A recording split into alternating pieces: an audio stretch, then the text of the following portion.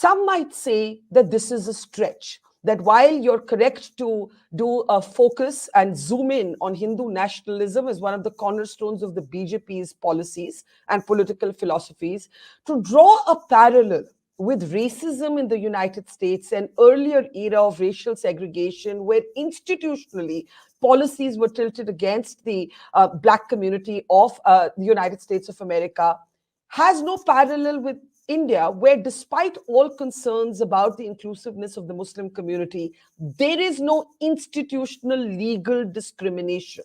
Why then do you draw this parallel? Thank you for the invitation. It's good to be on your show, Barkha, again. I should start with the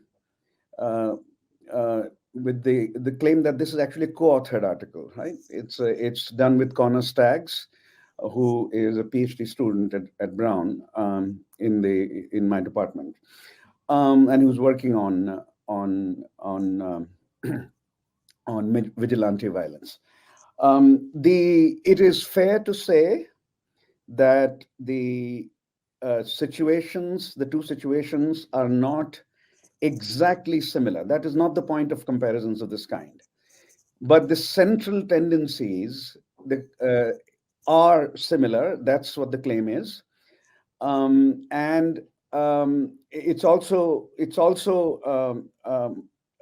claimed, in addition, that Jim Crow system, which I will mention, whose central tendencies I'll describe in a moment, took roughly 4 decades, 3 to 4 decades to emerge. 3 decades, let's say, to be more precise, 3 decades to emerge. India has seen a BJP government in power since 2014, so it's a decade only. The claim is that it's beginning to look like, not that it has become one, beginning to look like Jim Crow South. Jim Crow South had 3 properties which are worth considering. Its attitude towards the way it reduced the equality of Blacks to a two-tiered and second-rate citizenship. That's point number 1. The equality granted to Blacks after 1865 was pretty much over between 1890 and 1910. It was pretty much over. Now, and the second point is that a discourse of white supremacy was created. And the third point is that beyond the discursive similarities, and I'll now say something about Hindu nationalism, beyond the discursive similarity, beyond the ensemble of laws that began to emerge, there was also an extra legal dimension, right? Now, on the laws, that's what you're asking me to comment on first. There are 2 laws that have already emerged after 2019. This is a phase in India that began after 2019 in a very determined way. The first big decision, or the second big decision of the newly elected government, was to end to abrogate Article 370 and reduce Kashmir to the status of a union territory. It lost its statehood. It is true that Indian Muslims do not think, generally speaking, of Kashmir as a Muslim problem. I was just going to say that. I'm sorry to interrupt you, but I read the essay and you did cite the abrogation of 370 as one of the key decisions that you found to be anti-Muslim. Correct. And I would argue, in disagreement with you, that most Muslims in India do not identify in any measurable way with the Kashmir issue, which is seen as completely unique to the history of Jammu and Kashmir.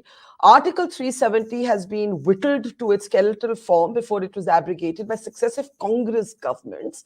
And while you can make a case against or for 370 on the basis of federalism, constitutionality, the fact is that there is no immediate visible sign of distress or disappointment. These are the images from New Year's Eve in Srinagar's Lal Chowk, probably never seen before.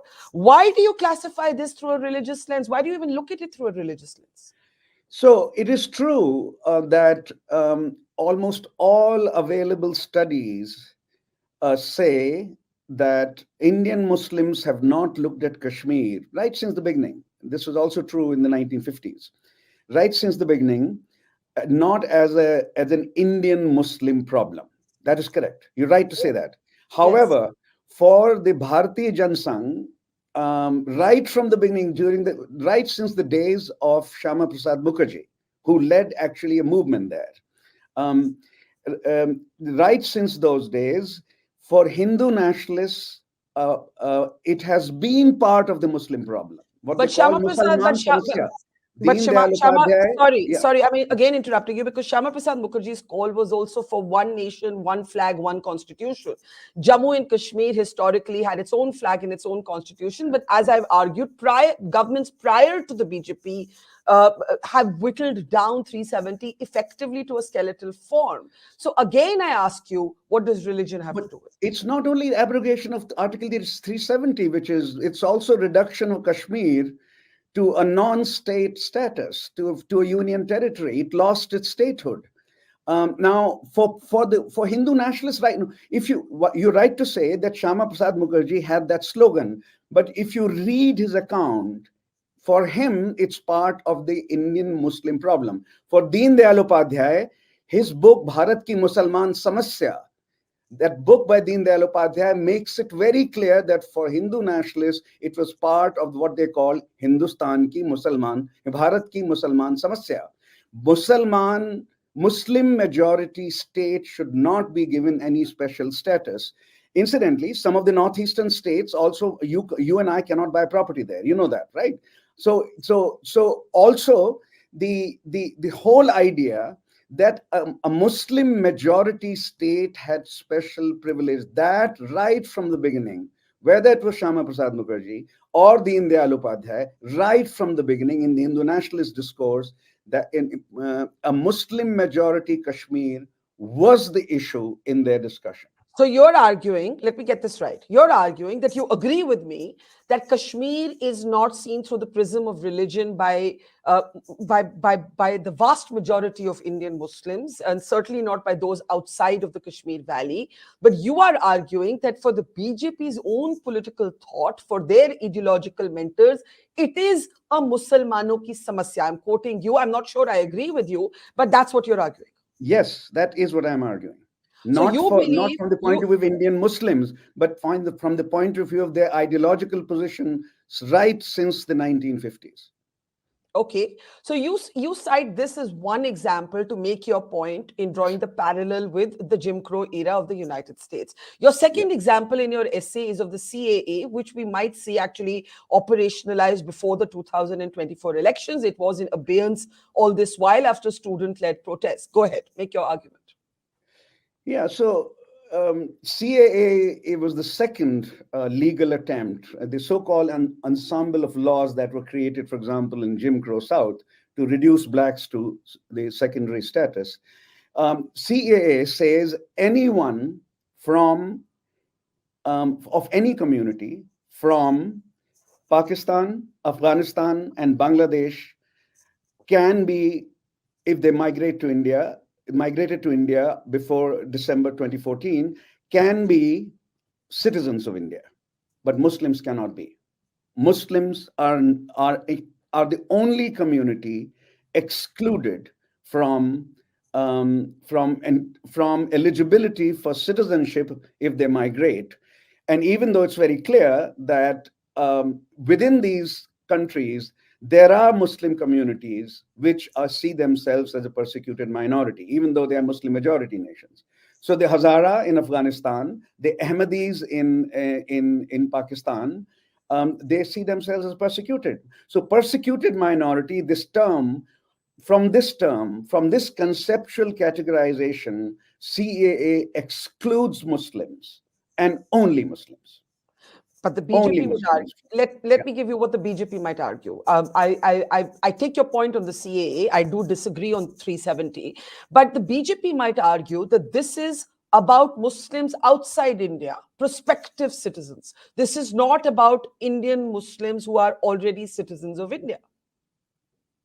Well, that's why it is very important to know what the NRC plan was, National Registry of Citizens.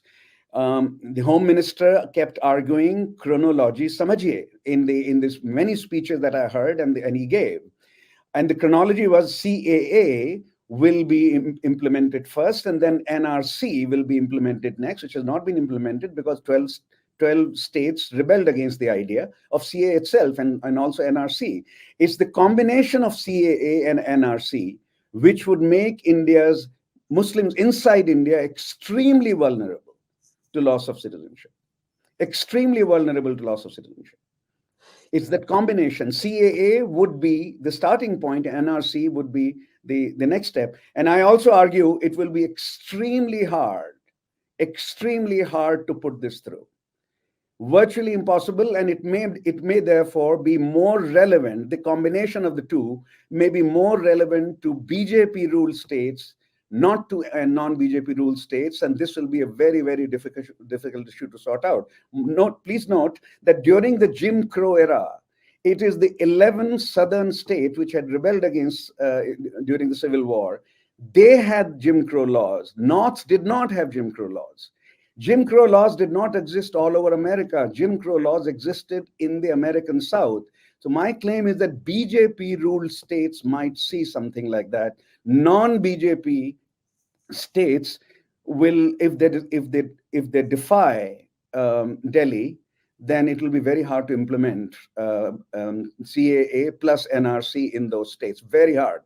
The Of course, the counting BJP, power, those who can count. Yeah, go yeah, ahead. of course, the BJP would again argue, as it has, that NRC also applies only to those who are here illegally. Again, I'm not making a case for the NRC and the CAA. I'm simply putting forth the argument that you would hear from them.